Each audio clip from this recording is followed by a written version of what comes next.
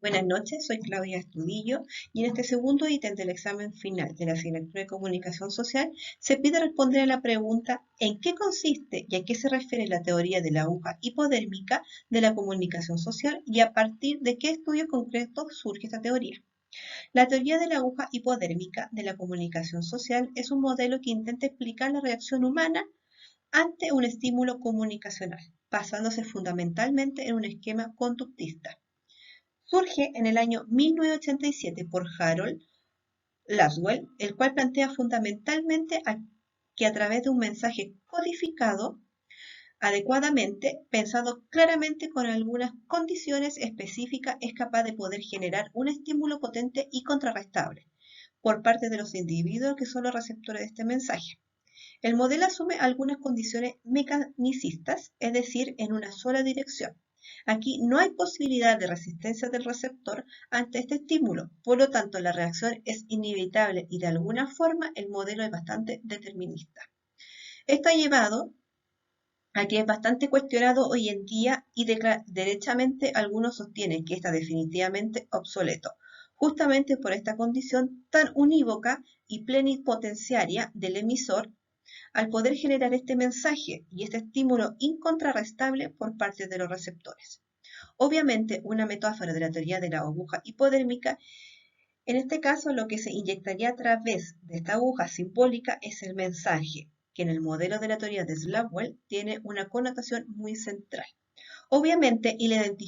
él identifica algunos elementos claros del modelo. El primero, el emisor, que es un emisor consciente, que tiene elementos científicos a la base para discriminar, elegir y generar este mensaje dotado de cualidades científicas estudiadas que va a permitir después generar un efecto en el receptor.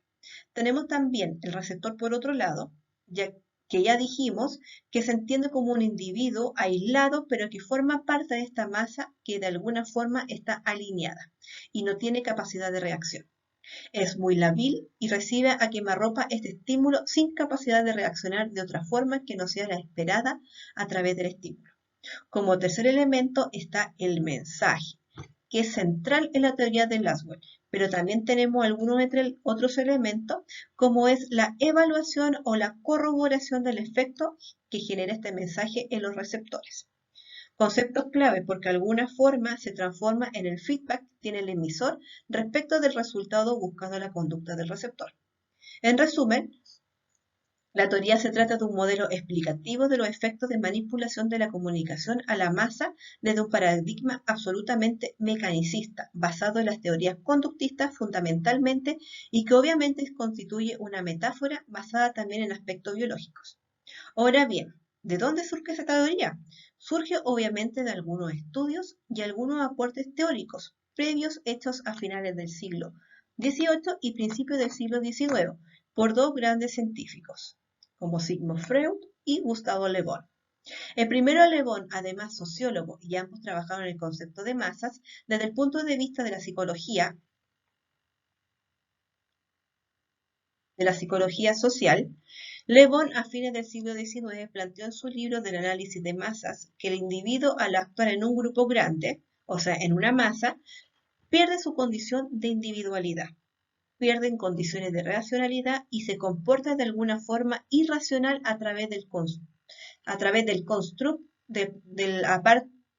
irracional a través del inconsciente masivo, una especie de alma colectiva, le llamaba él, que anulan su individualidad y su capacidad de razonar y que lo lleva a un estado inconsciente muy lábil,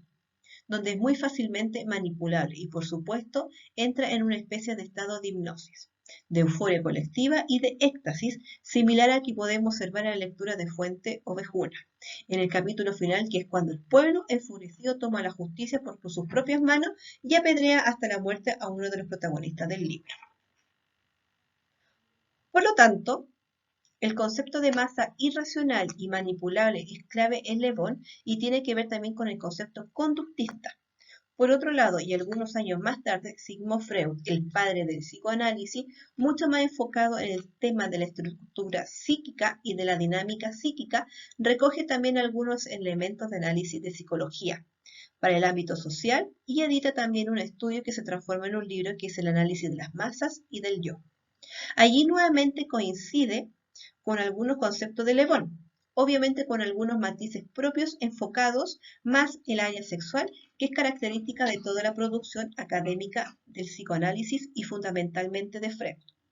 Él habla de que efectivamente la masa se mueve a través de una pulsión, una energía colectiva, que está basada en una especie de sexualidad compartida que le llamaba líbido, y que sería esta especie de alma colectiva que le habla Le Bon. Para Freud, para Freud es un poco más humano ese concepto y lo transforma y lo lleva a las pasiones más básicas del ser humano, que es lo sexual.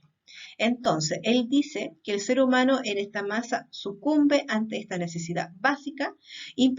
imperiosa del ser humano, y que es la libido y que se expresa a través de la masa. Se